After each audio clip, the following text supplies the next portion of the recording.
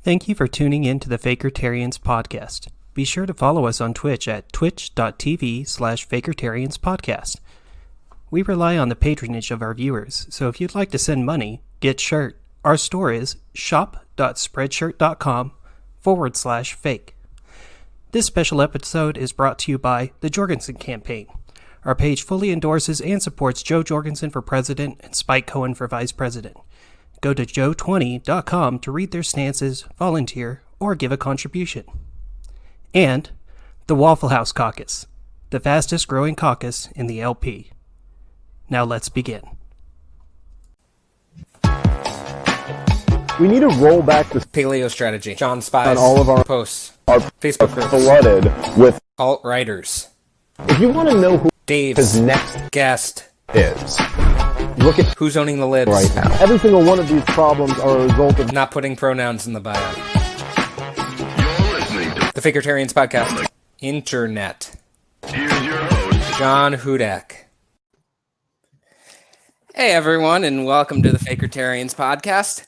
I'm your host, John Hudak, along with Jeremy Kantorowicz, Brian Hagan, and one of my sock accounts. Today we have on, again, Libertarian Party Vice Presidential nominee Spike Cohen. Spike, how are you doing today? I'm doing fantastic, John. How are you doing? Good. So, first question. When you and Joe take office, which social media app will you be banning first? Oh, man. Possibly. Oh, wow. The first one is, see, this is the toughest one, is picking the first one. Oh, yeah. Oh, wait, you're going to ban more? Good. Yeah. They all need to go. Yeah, Every most single of one them. them. Most of them. I mean, gosh, I just don't have a good answer to this. I think you go after Vine. I think that's a safe bet. Yeah, I was going to say either Vine or Friendster. Or Friendster would be good. I mean, I'm done with Friendster. Can we? Yes. I mean, the sooner we all just go back to Black Planet, the better. Am I right? Agreed. Oh, yeah. Yeah, I'll tell you what Friendster really did was Friendster has brought in just all kinds of just awful people, terrible attitudes. This internet is killing our society. Honestly, Spike, I think you and Joe need to go ahead and just ban the entire internet. I reject modernity in every moment of my life. Good. And Embrace tradition. Embrace like dinosaurs. That is tradition. Oh. Dinosaurs, like the Mesopotamian era, is where I focus. Are you proclaiming that you are now an anarcho-primitivist? I'm an anarcho-Mesopotamianist. Mesopotamianist. Mesopotamianist. Okay, so... Oh, Brian, go on. Well, I was just going to say, Spike, you've been out there on the road for quite a while and everything, like just going from city to city and pulling the entire, like, I'm the Libertarian Vice President rock star routine for a while now. You were in my neck of the woods not too long ago, Wichita, Kansas. I didn't get to see you, but I really appreciate all the great swag that you sent my way. Yeah, I do have my Waffle House Caucus pin on right there. And I do have the bracelet on as well. So thank you for sending all this. The Spike Cohen, which, by the way, you can have. I hate to sell merch on your. Here I go. If you go to this is a Muddied Waters exclusive, and just to be clear, this is not for the campaign. This is a Muddied Waters thing. So I just want to be clear. But if you PayPal $5 to Muddied Waters of Freedom at Gmail on PayPal. And give us your address, we will send you one of these You Are the Power Spike Cohen bracelets. You can have one today. Give the gift to Spike Cohen today. The kids love it. I got to tell you, ever since I started wearing it, I started feeling an odd sense of power. Of the power, yeah. It's a lot like that miracle spring water that Peter Popov sells on TV. It's a lot like that. You just send your charitable contribution and suddenly you have brand new powers and stuff. So Spike, thank you. You're welcome, of course. And you may not remember this, but there was another guy named Leroy Jenkins, and yes, that was his name, Pastor Leroy Jenkins, who was selling water, holy water, and it turned out the well was poisoned that he was pumping it from. And he said, "Well, I never said to drink it." Even though, I mean, it was literally in like a bottle like this. It came in like a blue water bottle, but it just had like Leroy Jenkins holy water on it, and turned out very, very bad for you. What would you do? Okay, okay, you win and everything. Is there anything from a libertarian perspective that could be done about all of those ridiculous, let's put a coffee shop in our church sort of thing? I mean, can we just like bulldoze them down? I mean, it's not really free market. They're shysters. So can we just killdozer them all?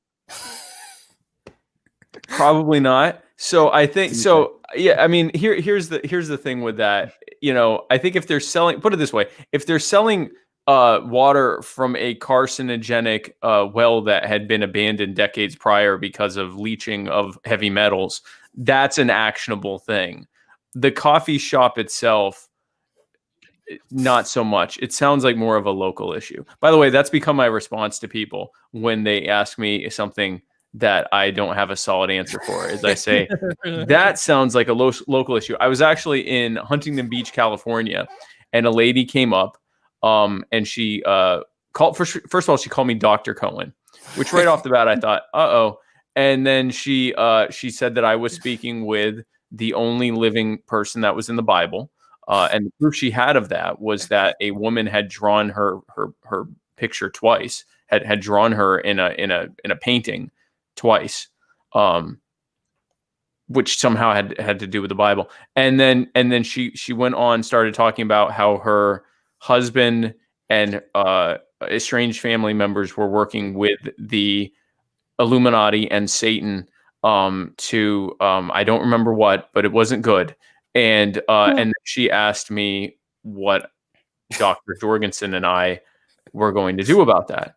And I said, well, I mean, and she went on for like a solid 10 minutes, and we all were very kind and just stared right at her and did not laugh. And I said, well, ma'am, this sounds, I certainly would love to hear more about it later, but this does not sound like a federal issue. This sounds like more of a Satan tends to be more of a local issue. And so whatever I said, she liked it, because she said, thank you so much for getting in touch with the FBI and putting an end to this. And I said, you're welcome. And so that is my answer to you now, is I will definitely have the FBI look into that. God damn, I'm sold. Yeah, me too. Me too. Get behind me, Satan. Get behind me. Get behind me on a local level. On a local level, of course. Federalism. Okay, so on a more serious note, let's move over a little bit. So you've received some criticism, and not from us, but from others, on your statements about Black Lives Matter and the ongoing protests. There was one Libertarian Party member who accused you of overtly supporting our enemies. And some comedian has said that he isn't sure if he'd want to see you get on Joe Rogan's show because you might say one of those left-wingy things that you're known to say. What are your thoughts on Black Lives Matter, and what's your response to any of that criticism? So it's interesting because I am about as far to the right as it gets, at least in terms of economic policy. I am a very outspoken anarcho-capitalist from the Austrian School of Economic Thought, and am, I believe, the only outspoken Austrian ANCAP to ever be at this high of a position in terms of a political ticket. I think ever. Maybe I'm forgetting someone, but I certainly within our era. So it is interesting when I empathize with the concern of people who have desire to hold police accountable and bring things like policing and first response to the community level, that I'm accused of being a left winger. There are many different aspects to this, and I think also there's some confirmation bias that happens. So, for example, when I will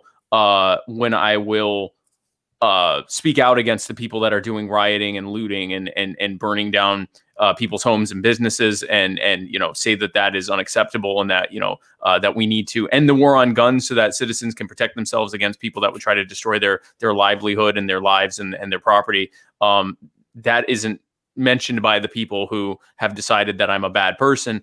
And then when I will say something else that's bad, they'll go, yeah, but why do you never talk about the rioting, looting, pillaging, whatever? So there is, anytime we get into our little, into our social media circles or into our social circles, there tends to be sometimes a bit of an insular thing that happens there where we kind of feed our confirmation bias. And I think that might be an aspect to it.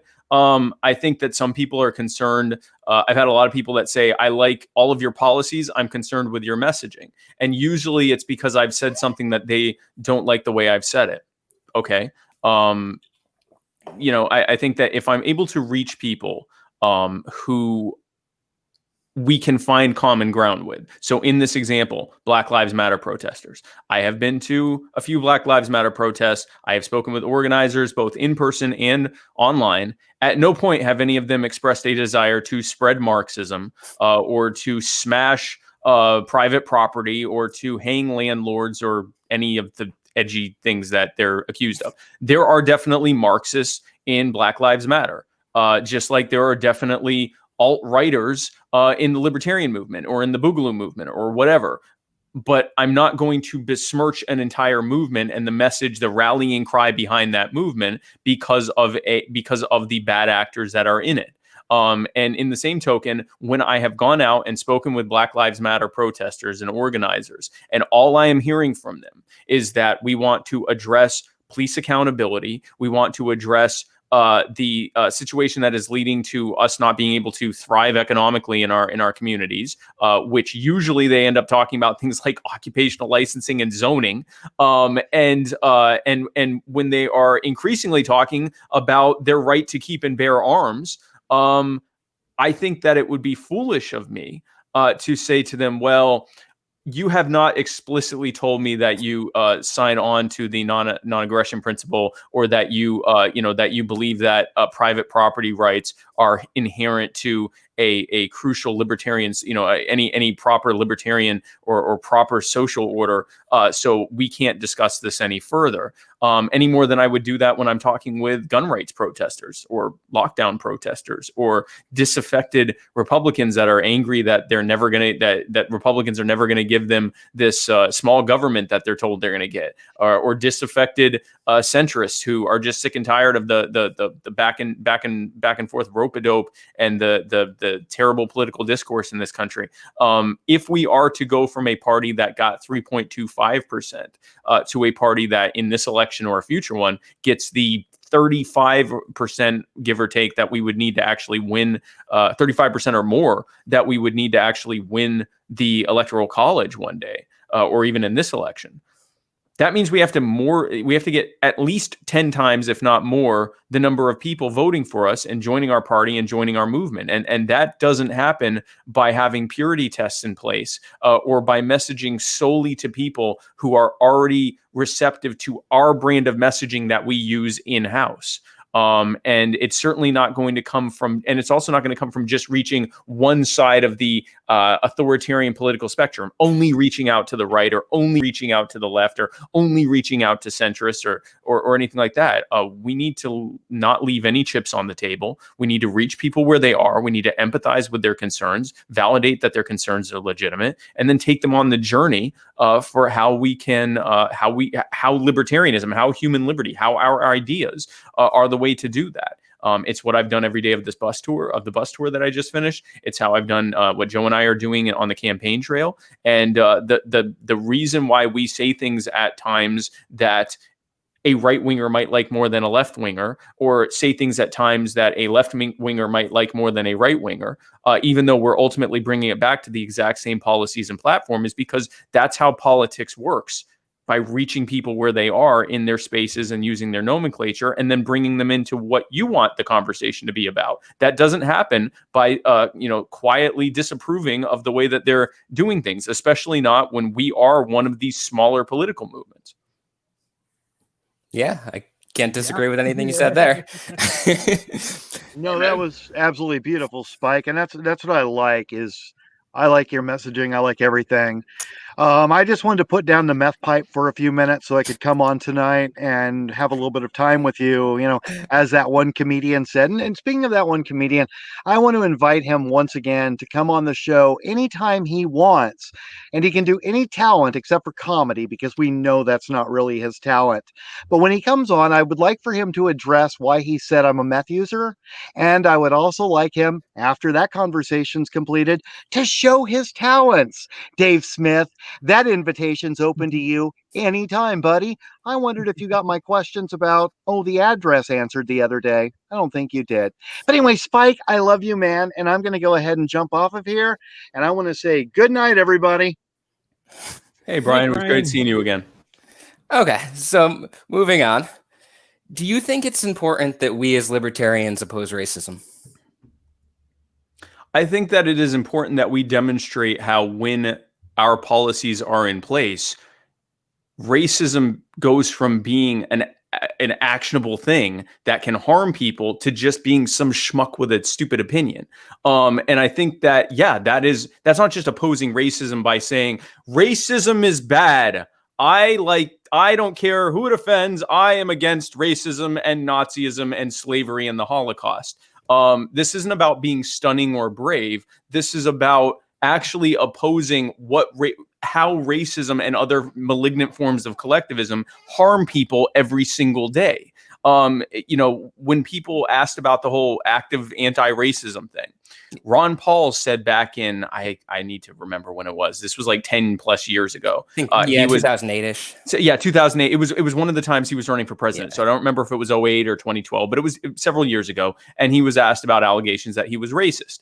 And he basically said, I can't be a racist. I'm a libertarian. Racism is just another malignant form of collectivism. And as a libertarian, I have to oppose all forms of collectivism. In other words, libertarianism is actively anti-racist. That's just another way of saying that. The objection that I've heard from people who say, well, I don't like racism and I see myself as anti-racist. But the problem is that the left has taken the term anti-racism to mean a bunch of things that I don't support, a bunch of left-wing Marxist policies that I don't support.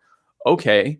They've also done that with capitalism. They've done that and the right has done this with all sorts of terms. I am not going to shy away from using terms and allow people who have bad authoritarian ends to define terms. That is a great way to have a diminishing number of things you can even say and be able to use in the popular vernacular. You are ceding the territory on cultural grounds, on the cultural battlefield, if you will, of ideas. You are ceding every bit of ground to them by saying, oh, okay, yeah, anti-racism means being a leftist. That's essentially what you're doing. When you allow the entire conversation to mean you aren't anti-racist, you aren't against racism unless you support these things, and we shrug our shoulders and go, guess so, I guess that's the case, then we're basically helping make their case for them. If instead we say active anti-racism means dismantling the bad racist policies, the bad big government policies that have led to these harmful outcomes for almost all of us, but especially the most marginalized among us.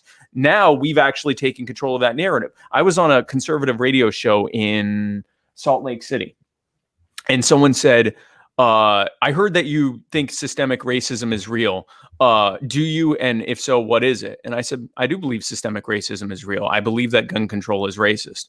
I believe that minimum wage laws are racist. I believe that the roots behind these policies, these regulatory policies that have done huge damage to small businesses have racist origins to them, which is why there has been disproportionate harm against those communities that they were intended to be used against. And the answer to the way that we end systemic racism is to get rid of big government. Light bulb moment for this conservative radio host who loves saying how racist the big government Democrats are. He went, yeah, okay, I can get behind that. Eureka. Eureka. Yeah, that's perfect. So what was it like being Trump's running mate in Michigan on a few ballots for a little while? It was terrible. It was a living nightmare.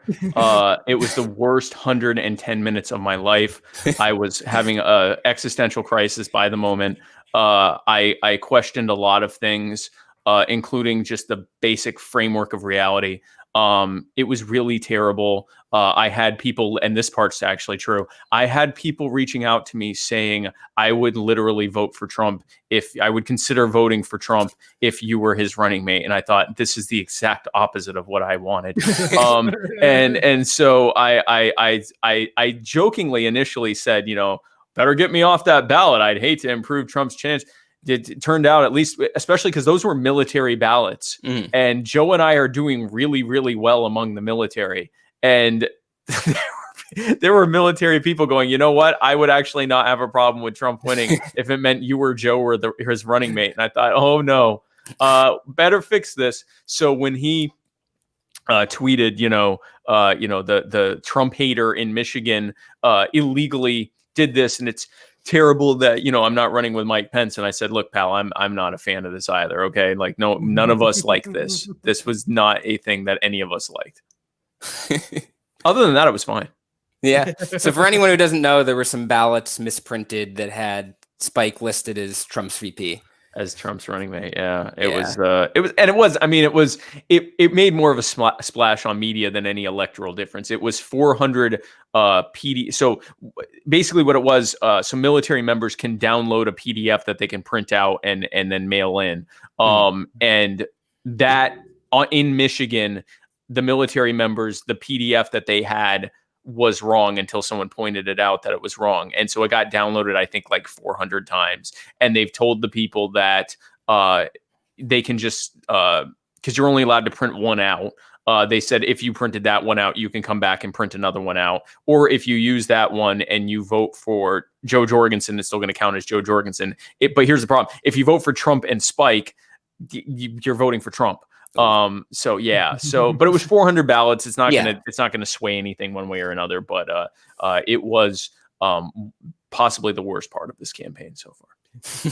plus it enables, it helps enable this, this narrative Trump's trying to build around voter fraud and those seeds that he's been planting. And it's like really like one more thing that is completely insignificant and still not voter fraud, because it's not voter fraud. It was a stupid mistake that was already fixed, and everything is fine. And if anything, again, it will gain him votes. Yeah. Right. If nothing, it might actually gain him votes. So I'm as mad as anyone is about it. Spike Cohen hater in the Michigan Secretary of State's office did that to us. Okay, so you also caught some flack from some circles for your post opposing violence against trans people. Can you explain some of your thoughts on that? So there were two aspects to that. Yeah. One was just, oh my gosh, you mentioned trans people. How dare you? And there are just people that are upset about that. There were some legitimate concerns about the methodology. In retrospect, some of that was fair. So I'm not going to address the people that are like, oh, how dare you, acknowledge that, trans people matter or whatever. But the people who had legitimate concerns, I do want to address that. So here was the problem with the methodology behind the assertion that was made in that post. It is true that there has been an increase in documented violence against trans people. There has, and specifically murders. During that same time, there's been a not quite as high, but still an increase of just murders across the board during that 2 or 3 year period. Then the other part of that is that we've also seen that in the last 2 or 3 or 4 years, whenever that period is, an increasing number of police departments are correctly labeling the gender of trans people instead of misgendering them based on what was on their birth certificate. Or in a lot of states, they weren't able to, more effectively be able to change their gender on their documents. So even if they were transgender, if their documentation, if their license still said, male and they were trans female, or vice versa, trans, it said female and they're now a trans male. In the past, they would have been recorded as just a murder victim, as opposed to now they're being recorded as a transgender murder victim. So that could attribute to some of the increase as well.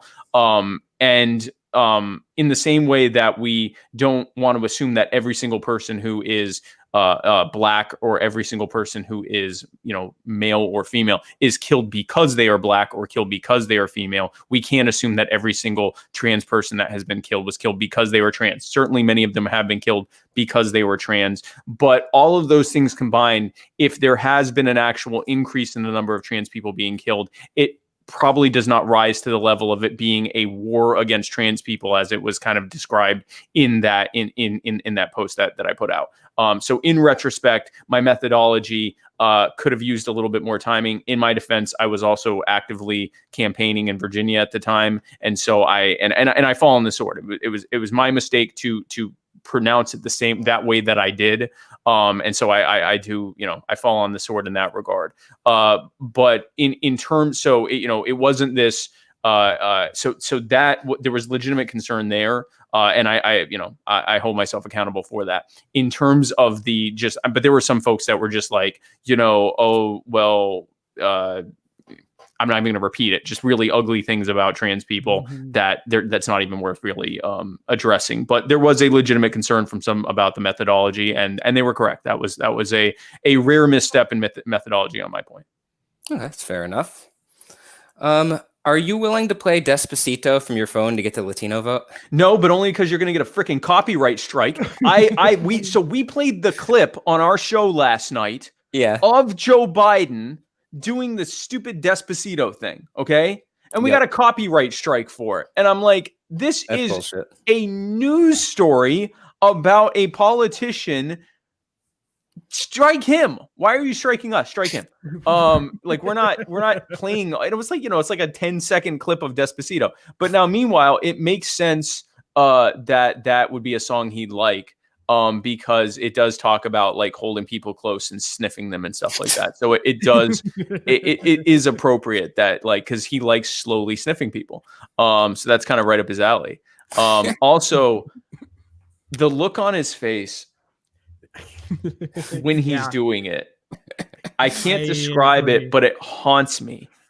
And it haunts my dreams. This like, I can't even, it's like, I first noticed it when we played it on the show, and I'm looking and I'm like, I don't even want to acknowledge it because it makes me so uncomfortable. He's a really creepy guy. And it's like he alternates between not fully there and creepy. And I don't either of those lanes is not the best, but man, pick one, please, because holy crap. I'm glad you're going with that instead of vouching for him on MSNBC. Yeah, no, those days are over. I'm definitely not doing that. That was what I would say to people. They say, how are you going to be an improvement from previous VPs? I said, well, for one thing, I'm not going to endorse one of our opponents on major media. So I got that going for me. But so anyway, Despacito. It's funny because my wife and I are actually like avid Latin dancers, and so we have a lot of friends like in the Latin dance community, and many of them are Latin, but I mean, they're kind of all across all different races, creeds, colors, ages, and everything else. It's a very vibrant community. And I've had a lot of people reach out that are like, are you going to start putting out, more videos of you dancing to try to get the Latino vote? And I'm like, not after freaking Despacito gate. Cause now it just looks like I'm like, hey guys, me too. But I won't be doing that. But also I don't want you to get the DMCA strike on you. Makes sense. Honestly, that video kind of convinced me we're living in a simulation. I have not been the same since. He literally came out and played like, so also Despacito is like, I'm trying to come up with like an Anglo version. Like it was a popular song. It was also like 4 or 5 years ago now, or 3 or 4 years ago. And it's now become kind of like, a stereotypical, like, I like Latin music too. And then you start playing Despacito. Like it's like that kind of thing. And so when he did it, I'm like, you schmuck. This is like, I was like, it's kind of perfect. Kamala Harris is out here wearing Timberlands. And he's out playing Despacito, and that somehow erases the massive amounts of harm they've done to communities of color over the past, Kamala for the past decade or so, and Joe for the past 50 years. It just amazes me how tone deaf they are. It's like simultaneously we have people that are upset about sexual harassment and sexual assault, and we have people upset about, police abuse, and the Democratic Party goes with these people as their picks. Because they can. Because they can. There's two reasons. One, because they can. Because you see the media is covering up for them everything they can, and all of the and this is where Black Lives Matter differentiates itself from some of the other professional groups that have been promoting themselves as racial equality and civil rights groups. All those other groups have lined up 100% behind Joe and Kamala, whereas most of the Black Lives Matter people are like, no, thank you. No, I'm good with it. We might even vote for them, but I'm certainly not promoting them, and we're not fans, and probably not even going to vote for them. So you got to give respect where it's due there as well. But when it comes to here's the other reason why. They have to be the bad guy hypocrite for half the country, just like the Republicans have to be the bad guy hypocrite for half the country, because that's how you keep people voting two party. Is you have to be you have to be the good cop for your side, and you have to be the bad cop for the other person's side. So you have to antagonize the other side, and you have to be a hypocrite. You have to demonstrate your hypocrisy in an open way that your side will cover for, so that the other side can go, look at those terrible hypocrites, we're going to vote for our side. And then the other side goes, look at those terrible hypocrites, we got to vote for our side. Well, they're all hypocrites. When we are able to get in front of people, it makes our jobs easier, because we're like, yeah, no, they're both terrible. They're terrible. They're hypocrites. They've caused all these problems, and it's time to stop voting for them. Our problem, obviously, is just being able to get in front of people and not get shut out from the conversation. Yeah, and if anything, this is the year for libertarians to appeal to the masses of disaffected people that are upset with the status quo. This is our time to shine, and this is the time for the party to unite behind, in my opinion, the most principled ticket we've had in recent memory. I believe that we are, and no insult to the ones who ran during this time, I think we are the most doctrinaire libertarian ticket since Brown Jorgensen. Honestly, I think that would be the last time. And again, that's not an insult to Gary or Badnerick.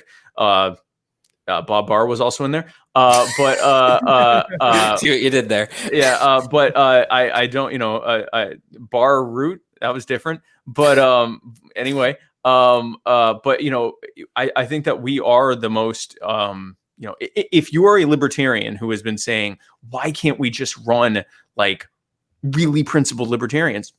Here we are. And we are doing it. And yes, we are going to try to message to everyone and to try to not leave any chips on the table, because we can't afford to. And we are not in a position to be able to look at much larger movements than our own and go, well, they're not messaging exactly how I would like them to, so I'm certainly not going to reach out to them. That is the reason to reach them. I do not want this movement for police accountability and for fixing massive disparities that are existing between different communities to be ceded to authoritarians. Like, why would I do that? People go, well, a lot of them are going to vote Democrat. Okay. And a lot of the gun rights people are going to vote Republican. Should I ignore them? Like, we're not going to do that. And yes, there are many of these Black Lives Matter folks who believe in things that we don't agree with. Okay. And there are a lot of those gun rights protesters and lockdown protesters who believe in things we don't agree with. We still need to reach them. And if we continue to allow much larger movements to co-opt them while we sit there and go, well, they don't agree with the private property rights and the NAP, then we're just ensuring that we remain a small and largely ineffectual movement. And by extension, a small and ineffectual party. Yeah, we forget that none of us started as libertarians. That's the other thing. Yeah. We all had to come from somewhere. It took us becoming exposed to the ideas, philosophy of libertarianism. And we can't just expect people to immediately understand that and decide, we're just going to write them off completely because they don't get it right away. We have to work with them. We have to address what matters to them. We need to talk to them about their concerns and treat them like human beings and not like these collective stereotypes we've assigned to them. Well, and in doing that, we often find what we agree on. And that's even within the libertarian movement. I mean, I have seen good, constructive, agree to disagree type dialogues between people on the far right of the libertarian spectrum and the far left of the libertarian spectrum, where they often, when they talk to each other in good faith, they realize that often a lot of their disagreements are in how they, in their actual labels and messaging. And when they get down to the core of what it is they really want, most of what they want is the same. There are some things that they have differences of opinion on, but also, especially once we're able to pull the coercion out of it and just make it, a libertarian discussion, now we're just talking about differences in preference. And no one here is smart enough. No one on this planet is smart enough or well reasoned enough to come up with a system of organizing a society voluntarily that 7.5 billion people are all going to want to do exactly that way. And so we have to have some grace to the fact that there are going to be people that want to organize their societies differently. Even if we were able to snap our fingers and make government go away entirely, people are still going to want to do things a little differently in different aspects. How they consider property to be justly acquired, how sticky they think the claim to a property should be, and many other issues. And that's okay. In the same token, when we're reaching out to people that aren't even in that thought process at all, they're still, deciding whether they think Obamacare is fine or whether we should go straight to Medicare for all. Us waiting for them to read Rothbard or to read Kropotkin, for that matter, is not going to happen. They're not going to do it. They're not going to read anything. They're going to continue to listen to Republicans and Democrats. And if they're like most voters, they're going to, every election cycle, hold their nose and vote for whichever side seemed the least toxic that time around. And we all go ahead. Oh, sorry. Okay. I was saying, we so often forget that most people have not been exposed to the paradigm shift that libertarians are so used to operating in. Like the whole equation of coercion is not something that most Republicans or Democrats, left or right, consider. We offer something that's completely different than that. Yep. And voluntarism, I think, the ethical argument, at deep down, most people can get that and they can understand that and agree with that. And I always find that when I'm approaching people with that first, they really seem to start to understand the rest of it. Yep. The idea of people being able to voluntarily decide how their life goes, and especially like when I do my phrasing, especially when I talk about economic issues, anything related to the cost of living, healthcare, housing, food, wage laws, student loan debt and higher education costs, all of this stuff. Basically what they're saying, if you break down to the core of what they're saying, is, holy crap, everything's getting expensive. The money I'm making is not going up. I am able to afford less and less, and I'm really worried about what's going to happen to me, especially in the midst of a pandemic, where if I get sick and end up in a hospital, it could ruin me financially for a decade or longer. And right now, for a lot of those folks, the only people appealing to them are a group of people who helped to make that situation bad in the first place, who are saying, this system's rigged against you and it's not fair. We're going to tax all those people that rigged the system against you, and we're going to give you what you need because it's a human right. And then we show up and go, that's not a human right. Rights are negative, and you can't have a right without taking from relies on someone else's labor. I guess you believe in slavery, huh? I won this argument. And then we walk off and we're certain we just won something. What we won is an enemy. Someone who is worried about how their life is going to go, who votes, and who now hates you, and anything that you are about by extension. If instead we heard what they said, which is, I'm worried about how my life is going and something needs to change, which we agree with, and instead of having to have this argument with them, we're like, yeah, the healthcare system's a mess. Yeah, higher education's a mess. Here's why it's a mess. Here's who made it a mess, and here's how we can fix it. And then understand that they're not going to go, oh my gosh, this makes perfect sense. I totally get you now. We spend more time listening, and we also give people the grace of understanding that just like before we knew our ideas sometimes sound insane because they're so far out of the the Overton window or the flashcard of allowable opinion, whatever you want to call it. It's so far outside of that it sounds kind of nuts. even though it makes intuitive sense. They just haven't heard it before. So you could really just spend a lot of time listening to them, which A, allows you to hear what their concerns are so that you can message to them better, and B, allows them to have the catharsis of telling you about their issues, which also, whether they like it or not, is causing them to subconsciously bond with you so that when you start talking, they already like you more. These are just basic things that I learned in the 20 years of running a business, and that any of us learn in if we're good at reaching out to people and marketing and networking. You listen to people, you get them in on your side, and then you can take them on the journey. You cannot show up. You can't just present the most logical argument ever that is bulletproof and throw it in their face and go, these are the facts that don't care about your feelings. Read it and weep. Statist bootlicker. And then they go, oh my God, that argument is the most logical thing I've ever seen. I am now a libertarian. I couldn't even rebut a bit of it. That's not how people work. It's not how you work. And it's certainly not how they work. Yeah. So you're telling me, Yeah, absolutely. Show some empathy for your fellow human beings. That would help. Yeah. so Sorry, you're go ahead, telling me John. we shouldn't just call them SJW cucksoy boys? I mean, I didn't say not to. I just said, I mean, if that's your thing, some people might like that. Like some people, like if when you're listening to them, they say they like being insulted, then throw that at them. It might work. But no, remember when you were? I remember when I was a neocon, and I would talk with folks, and they would call me, lick that boot harder and all that stuff. And I'm like, no, screw you. You just want the Islamo-fascists to win or whatever. They made it harder. They actually made it so that I held on to my ideas longer, because eventually I realized that the reason I was so angry was because they were right and I was wrong. And I had a much bigger pill to swallow than if I had if they had reached me, in a more, more empathetic way. And the reason I was even listening to anything anyone was saying was because of the ones who were reaching me in the more engaging and empathetic way. You reach people where they are. And if they're the majority of people who want a giant wall on the border, they don't want that wall on the border because they hate brown people. They want that wall on the border because they're worried about losing their job, or they're worried about MS-13 coming, and they're worried about crime, and they're worried about all the stuff that they've been told by their preferred media that they consume is going to happen if that freaking wall doesn't go up and protect us from the hordes of the people that are going to come here and ruin our way of life. And they don't have the historical background to understand that this is what happens every single generation, that whatever group is coming in, that they are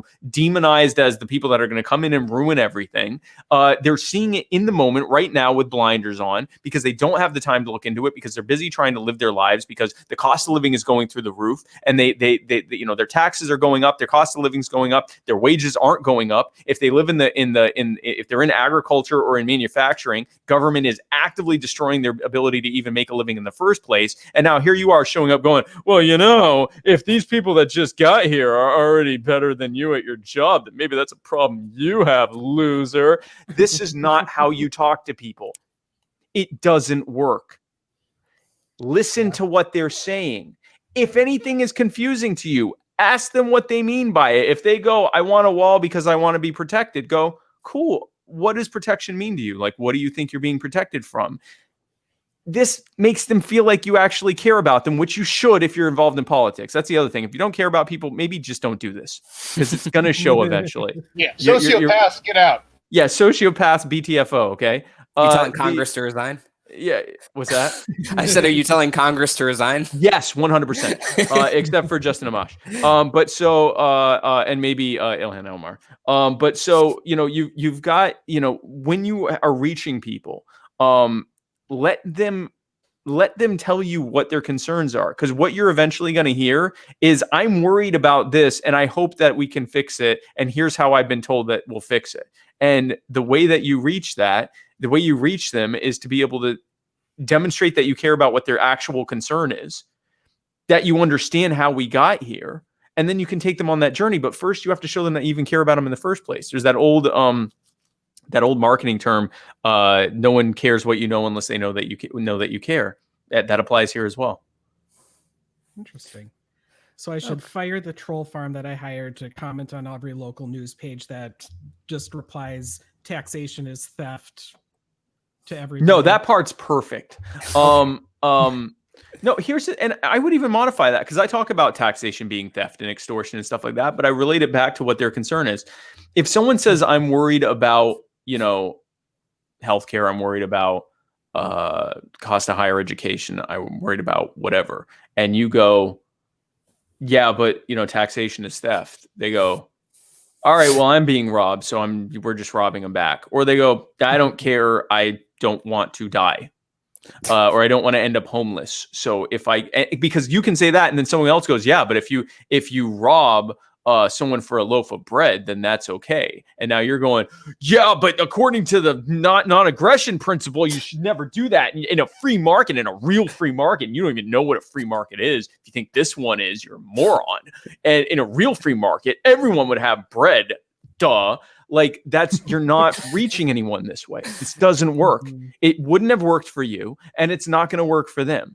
If instead you go, when someone starts talking about these things, you talk about that issue. And if they go, why can't we just tax the wealthy to pay for this stuff? Then you can talk about how all taxes on the wealthy and corporations are just passed along to you, the consumer, which means you're paying for it anyway. And how all taxation is not just theft, but it's regressive theft. It's theft against those who have the least to give in the form of government spending to those with the most. That it is all basically a power and money grab that is couched as looking into couched as being for you when the reality is it's against you. And that intuitively makes sense to people because something isn't lining up between what they're being told and what they're experiencing. So when you're able to go in there and be like, yeah, they're telling you that this is how it works, but if you really think about it, it's actually working against you. That's when that light bulb moment goes. They're like, oh, that's why everything sucks, even though I keep being told that, they're going to make things better for me. It's not just that they're lying to me about what they're doing. It's that their actual policies are a lie.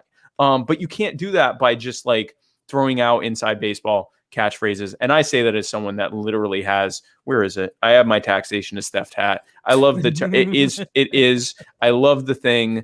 I love saying it. I love when people come up to my stuff, my events, and they're like, hey, I just have a simple question. And I know what they're going to say. And they're like, what is taxation? And I'm like, well, thank you for that change up that I'm about to knock out of the park. Taxation is actually extortion. And the crowd goes wild. But that's for us. That's an us thing. That's not right.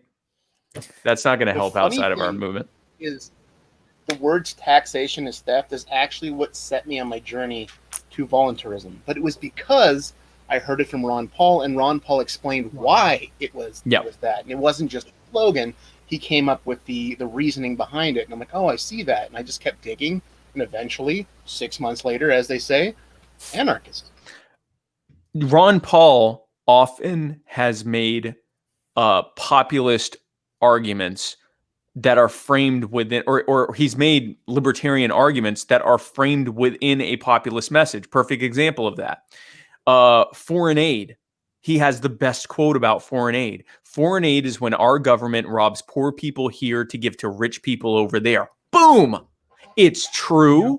It can't be disputed. It leads into the whole the little guy versus the big guy thing, which is the basis of any effective kind of marketing in politics, and rightfully so, because that is what we are experiencing, and people inherently understand that. He nailed it, and in a way that can almost fit on a bumper sticker. He didn't go in and go, we don't owe these foreigners anything. Maybe they should ask a charity to do it. Hey, did you know that Americans give more in charity than other people do? Schmuck. And it's good to know those things, but if you lead off by saying, no, it's all a sham, and here's how it's actually harming you, and here's how it's not making anything better over there, it demolishes their argument before you get into a whole larger conversation about whether we should even be helping people with tax dollars in the first place. Because the worst argument you can make is helping people with tax dollars is bad. Leading off with that, you can eventually create a framework of explaining why that is, but that doesn't connect with people, because when people hear taxation, they don't think about themselves being taxed, because tax day to the average person is the day that they get money back. It's not connecting with them. They do not care. They don't care about the debt. They don't care about government spending. They don't care about taxes. They care about the things that they want to see happening in the world happening, including in their own lives. And you have to connect with them on that first. And then you can explain how taxation and government spending and debt spending and the Federal Reserve and central planning and bad monetary policy and everything else is what led to those bad things happening, and how deregulating and giving the power back to people will fix it. But you have to lead with what their actual concern is. And the average American doesn't give a crap about taxes. There was a recent NPR poll that came out, and they asked them what their biggest issues were. Number one was the economy, which is perfect for us, because right now when they're saying the economy, they're talking about this repressed economy because of the lockdowns. The next number two thing was coronavirus, which is perfect for us because the coronavirus is as bad as it is here because of just terrible federal policy that was largely centered around not allowing medical professionals to test COVID patients for the first 2 months that the virus was here. And then the third thing was climate change, which is perfect because we can message on how federal regulations encourage large polluters to do damage to the environment while punishing small businesses. And then all the way at the end at like 2% was government spending and taxes. No one cares but us about that. You have to show them why that matters. So speaking of libertarian philosophy, do you have like a favorite libertarian philosopher or influencer, author, or anything like that? Oh man. Oh gosh. The problem is there's bits of each thing that I like. Yeah, I get that. And I'm not, and this is why, and I'm going off on a little bit of a tangent. I'm seeing the people that are becoming starry-eyed about me, and I'm like, oh no, I don't want that. Like that's not what this is about. The libertarianism and the message, and people are like, Spike Cohen. I'm like, no. message, the movement, the politics, the actual message behind what I'm saying. Like, it's not me. Because I'm not a big fan of like, I think we often, because of the nature of how we are, when we hold up a specific person, like Ron Paul or Murray Rothbard or some people do with Marx or Ronald Reagan for that matter, anyone, whatever. We start falling into this like, yes, Sam. We start falling into this thing of like feeling like we need to defend stuff and go, yeah, but if you look at it, as opposed to like focusing on the things that they did or said that were correct, and when they said or did something that was incorrect. So that just sort of, I'm sort of like a not a respecter of persons as much as a respecter of ideas. But I mean, von Mises, Rothbard, Kropotkin. I guess if I had to pick one, it would be Spooner. And I think the reason for that is because Spooner, like, he was saying incredibly radical stuff at a time when you get thrown in jail for that kind of stuff. You get executed for treason for that kind of stuff. I mean, he was saying some pretty blatant stuff there in a time when that was not cool to do. It was not you get canceled on social media. It was you get canceled in your heart beating by government as a traitor. And I mean, he was saying stuff like, I mean, in the post, I can't even come up with a comparison. In the post-revolutionary era, when people were still privately rounding up suspected Tory sympathizers and killing them, he was out here going, "This Constitution thing is BS," and what? Because they signed a sheet of paper. I should have to what we do as edgelords every day. He was doing like with a quill on parchment and then sending it out to his friends. Like, so the original shit poster. Seriously, serious edgy teen there. So I guess if I had to pick one, then Spooner. I guess if I had to. Spooner's No Treason is the two books. When I'm asked, what books would you recommend? I say, if I have to pick two books, it's Bastiat's The Law, which pretty much kind of details if we are to have a government that can be considered legitimate and having the consent of the governed, what would it have to look like? And Bastiat's The Law is a pretty easy read that sort of details that. Then on the other end, I give Spooner, which is like just a reminder that government authority is illusory and that it's all just a reality of power, and the documentation is the pretext that they use, which is important to do, because if you're a libertarian, you have to understand to whatever extent we can use documents to help push our message of liberty, we should, but they are not the end all be all. And we should not be surprised when the people who claim to respect them show no respect for them whatsoever when it befits them, behooves them, because it is all about people with power using power to entrench and get more power, and for it to center on that. So I guess Spooner, if I had to pick one. That's a good one. Spooner. I do have a kind of change in directions. Sure. Just given recent events, any predictions surrounding like Supreme Court, kind of the future of the Supreme Court, and then like if you were president and in the situation we find ourselves in, what would you do? What would your considerations be? So in general, so what do I think is going to happen? I think Trump and Cocaine Mitch are about to shove someone down the American people's throats, if for no other reason than they don't have time not to. And a lot of Republicans would never forgive Trump or a lot of the most hardcore Trump voters and Republican and Trump activists would not forgive them if they did not shove a pick down everyone's throats in the next 6 weeks. So it's definitely happening. They've already said it's happening. It's happening. I think it's going to be that Amy Comey Barrett that's what I heard. justice. And I think, and we see this every time, when conservatives, when Republicans and Democrats put up their picks, their internal media tends to, or I guess their partisan media props them up as this, hero for their side, and then they get into office, and they're shades of difference between each other. Oh God, a perfect example of that was Kavanaugh, who. I mean, he was basically he vote Merrick Garland, who the Republicans fought tooth and nail for Obama not to put in to replace Scalia. Justice Brett Kavanaugh, his voting record was like 98% similar to Merrick Garland. I mean, it was like a contraband. It's like nothing, zero, very little daylight between them. I think Amy Comey Barrett, she doesn't have, basically what they lean on is that she is, at least in her words, she's very pro-life, and she is Catholic and has a lot of children. So they are making a lot of assumptions about her that they maybe shouldn't make. So I think that's who they're going to pick. Or some other, they're going to pick some other Republican from the Federalist Society pool who will go in and be essentially the same as the rest of them.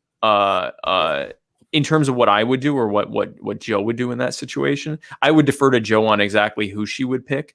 But we would be looking to someone who defers to the originalist intent of the Constitution. And if there is any kind of discrepancy in terms of which way to go on something, even after applying that, erring on the side of maximizing human liberty, that's kind of the threshold. What was the original constitutional intent behind not just the law that you're looking at, but the constitutional law before that? And I would want someone who does not think that case law, including bad case law, is somehow more important than the Constitution. If previous bad case law trumps the Constitution, then Dred Scott would still be the law of the land. So I think it needs to go back to the actual Constitution and the Federalist Paper interpretation of the Constitution, with the idea being that if there is still any kind of ambiguity there, erring on whatever side maximizes individual human liberty. Solid answer. So what are your thoughts on the current direction of the Libertarian Party? I'm kind of curious. It's kind of an open-ended question, but I think that remains to be seen. Let me say this. Here are the good things. We are growing in numbers. We are as diverse across the libertarian political spectrum as we've been in quite some time. Our candidates, and I obviously cannot be objective in stating this because I am one of them, but our ticket, as objectively as it can be said, is as strictly libertarian as we have presented in quite some time. We have eschewed the idea that we should be running, someone because they have already run office as a libertarian, as a Republican, or Democrat for that matter, as a major party candidate, or as I call it, using the cheat codes. I believe if Jo Jorgensen had wanted to run for office as a Republican, she would have been able to get elected as a Republican, because Republicans and Democrats often get elected. And if she then if she had then, gone that route, and then one day said, you know what, actually, I'm going to run as a libertarian now, and we all go, oh, yay, finally, we're getting some credibility here because a Republican is running with us. We're sending a massive message to everyone who's paying attention that not being a libertarian is legitimacy. We are saying that to the public. We are saying that to anyone who would be, in that case, foolish enough to try to work their way up in the party apparatus and demonstrate their value to eventually run. We are saying that to the everyday activists who are out there saying, we need to stop voting duopoly and Republicrat. We need to start voting for something new. And then we put forward the opposite of that. We didn't do that this time. We put forward two very principled libertarian candidates who have been doing our best to reach everyone with that message. I think that that's a good thing. I think that we are beginning to realize that the most important thing is putting the message forward in a way that engages with people, that we don't have to try to demonstrate electability. Because electability means that people will vote for you, and people vote for people that they think care about them, who are bold, who are fearless, and who demonstrate that they will say the thing, whatever it is, say the truth, without fear of who it might offend. And that electability comes from that. Electability is not an aesthetic. Electability is the ability to connect with people and get them to vote for you. That is electability. I think that we are continuing to get more wins every election cycle, and we continue to get a bigger share of the vote every election cycle. I think we are having growing pains that happen as a result of that across the board. And I think that as we bring in more and more people, a lot of them will have not very libertarian ideas. We need to respect that, not everyone's going to be 100% libertarian, but we also need to make a point of disabusing them of those notions and allowing the greater libertarian culture to affect them. That, that we aren't here because we're mad that the Republicans wouldn't cut taxes. We're not just here because we're mad that the Democrats wouldn't pass serious, police accountability legislation. We're not just here because, we got sick of voting Democrat and Republican and getting nothing in return. We are here because we believe in a philosophy and an ethos that is built around the idea of individual human liberty, and that aggression is bad, not just from a moral standpoint, but that aggressing upon people and trying to force them into arrangements doesn't work. Central planning doesn't work, and that our way does work. And I think that that's what we're doing. And, it's not going to be 100% perfect. And I think we can learn from that when we talk about our ideal societies, remembering that people are going to always disagree on things, and that we need to allow for grace and empathy to have any hope of having anything successful, either in this party or a post-state society or anything else. It requires grace and empathy and allowing space for differences of opinion. Fair enough. Jeremy, do you have anything else you'd like to ask? I don't think so. I think we covered at least everything that I had. There is that one long one from Jordan. Oh yeah. Okay. We can hit that for him with us tonight, but he did have a question, which is sure a little bit of a doozy. Okay. How do we want to handle this one? I'm just going to read it word for word. If that's all right. Go for it. So, the Scientific American wrote an absolutely blistering takedown of why Donald Trump should not be president, based on him rejecting scientific evidence, refusing to deal with information, and willfully lying to the public about it. This has resulted in both mass casualties and economic devastation. They endorsed Biden on the grounds that he is objectively better than Trump on scientific issues. This is an apolitical entity in theory, endorsing a political candidate not because of any one policy of his, but because they view the current administration as an objective existential threat that would lead to miserably worse outcomes than their chosen candidate, who they see as most likely the best way to be rid of Trump. As the candidate put forward for the LP, you are also alternatives to Trump-Pence ticket. How would you effectively tell people that voting for the LP ticket is a better option than voting for Biden, given that Trump has convinced the experts across every field into believing that voting for Biden is their best and possibly only option from saving people from the certain disaster that would be continued Trump rule? So basically, how'd you convince scientific? So here's the thing. Let's dispel the notion that bad things didn't happen before Trump, or disastrously bad things didn't happen before Trump, or that they wouldn't have happened if Hillary Clinton had gotten elected. If Hillary Clinton had gotten elected, the CDC still would have stopped medical professionals from testing COVID patients. Whatever difference there may have been in her rhetoric on that issue, the reality is the actual thing that led this virus to spread out of control would have still happened. It would have still happened. Just as importantly, Donald Trump, the way was paved for Donald Trump because of Republicans and Democrats and the so-called neoliberal social order, and all of the things that came from that allowed for someone to use incredibly shocking populist rhetoric, right-wing protectionist, what was called know-nothing rhetoric back in the turn of the 20th century, which at that time led to disastrous trade policies that ultimately, in conjunction with the Federal Reserve monetary policy, led to global depression and then followed by global war.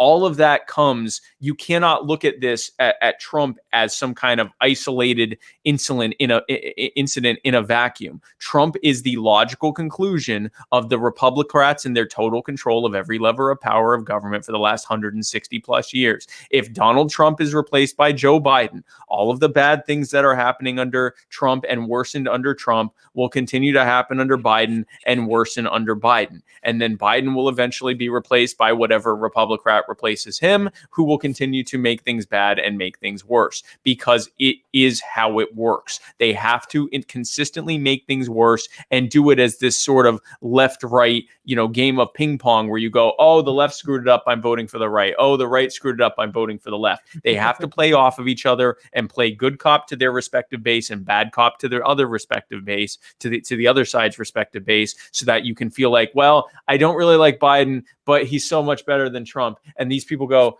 I don't really like Trump, but he's so much better than Biden, even though they work together every single day, both in terms of policy and in terms of setting the narrative. And a shorter way of saying this is that it is too important to continue throwing our vote away for the people who created this problem.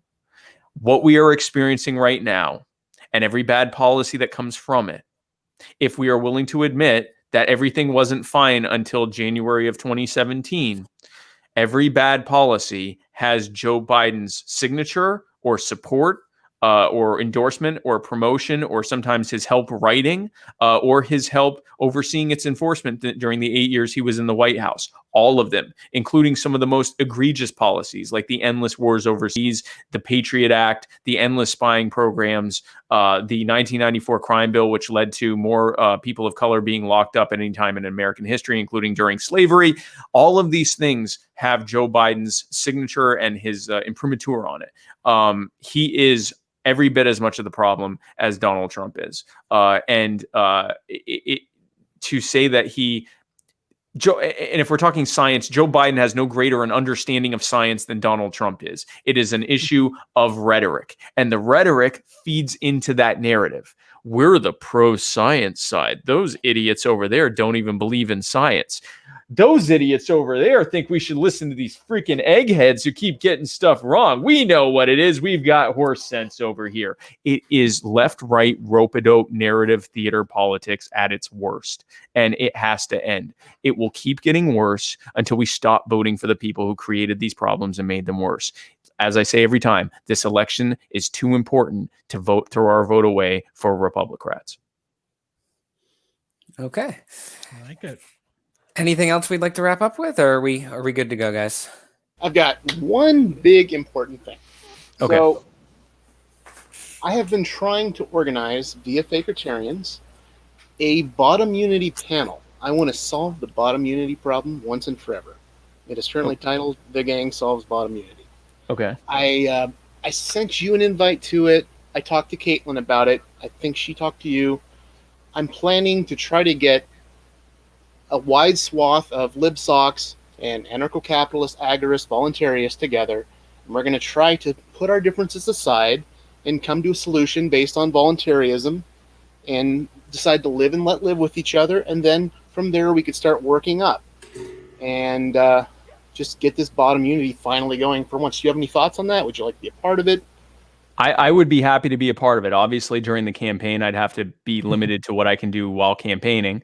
But moving forward, it is what I want to do. It is 100% part of what my goals are. I didn't get the Mises Party and the Mises Caucus and Radical Caucus endorsement and get so much support among Audacious and Prague people because I told them different things. I kept saying the same thing to all of them. And it wasn't because I'm some, magic wordsmith. It was just because I listened to them and demonstrated that I understood where they were coming from and tried to show that we had common goals. I would absolutely love to be a part of any good faith effort to bring in a wide swath of people, not just on the left and the right, but the whole thing. Bring in constitutionalists, bring in Prags, bring in, moderates, bring in the people who think that, that we made a major misstep by not, asking Gary if he'd run a third time. Bring in everyone, bring in, and yes, also bring in the far leftists and the far right. Yes, we need to do that. We need to bring in people who understand that this party is the best vehicle to try to affect change and then go from there. Because we already have that going for us. We already understand that. And now we can talk about what our differences are, what we agree on, and try and the only thing I would add to that is that when we start getting into disagreements on terms, I hope that a huge effort is made in saying, let's really break down what the terms we are using mean when we talk about property, when we talk about free markets, when we talk about capitalism or socialism, when we talk about statism, when we talk about these loaded and sometimes emotionally fraught terms. What do we mean when we say that? Short answer is yeah, I'd be happy to be a part of that. And I absolutely plan having those things addressed. And Perfect. Obviously, this will probably end up happening after the election. I know you're very busy up until then, so we'll try to work and get this scheduled in a time that works for everyone. I love it, man. Yeah, that's what I want to do. That's what I want to do. I'm trying to. I just did a session with the. I was on with the Transhumanist Party for 2 hours, where they literally. I thought it was going to be a debate because they had their presidential and vice presidential candidate on there, and I'm like, okay. And then I realized it wasn't a debate. We were just talking about what we agree on. And we got into it a little bit on guns for like 5 minutes. But really, even that wasn't a debate. They just were like asking me questions and were kind of horrified at my answers. But it went really well. And I went away from that saying, hey, listen, guys, let's keep having this conversation because we have a common enemy here, which is ballot access, representation, a system that is set up to shut out, and marginalize third-party voices. Let's be friends on that. And we found, in that 2-hour conversation, we agreed on 80% of stuff. And a lot of people there were shocked because they didn't realize that. I'd say that probably the one thing that we really walked away okay, we'll agree to disagree was the guns thing. And honestly, I think it was because we just didn't have enough time to really delve into it. But the bottom line is our common enemy is not people who disagree with us but have legitimate concerns. Our common enemy are the very powerful, cynical people who probably agree with us on stuff but want to be the ones in charge controlling everyone. They recognize that we're right about stuff. They're using it for harm. My enemy is not someone who disagrees with me on terms and maybe thinks that a certain policy might work better than another. So I would be very happy to do that and be a part of that to whatever extent I can. Great. Well, thanks, Spike, for coming on again. I know you're a busy man, and we all still support you and keep doing what you're doing. Thank you, guys, and I appreciate being on your show. And folks, stay tuned. I have some upcoming dates coming on the 22nd, which is Tuesday. I'm going to be in Sioux Falls, South Dakota with the bus, reuniting with the bus. On the 23rd, I'll be in Fargo, North Dakota. On the 24th, I will be in Duluth, Minnesota. On the 25th, I will be with Joe Jorgensen in Minneapolis, Minnesota. On the Come see you. Yeah, Joe is. I'm going to be handing the bus off to Joe, and she'll be doing a couple weeks on the bus for her one of her legs of the tour. But we were able to make it work where we're in the same spot. So I will be giving a little short speech, and then she'll be given. She's obviously the headliner there, and I'll be helping get the crowd hyped for Joe. And then on the 26th, I will be in Manhattan, New York. On the 27th, I will be in beautiful Providence, Rhode Island. And then on the 28th, it's starting to get hazy after that. But stay tuned on my social media, on my Facebook page. Those events will be coming out as more information develops. And I would love to see y'all. Love to have you come out. Love to answer any questions you have. Follow me on social media. Follow me on Facebook, Spike Cohen. Follow me on Twitter at Real Spike Cohen. My YouTube, go to youtube.com/literally Spike Cohen.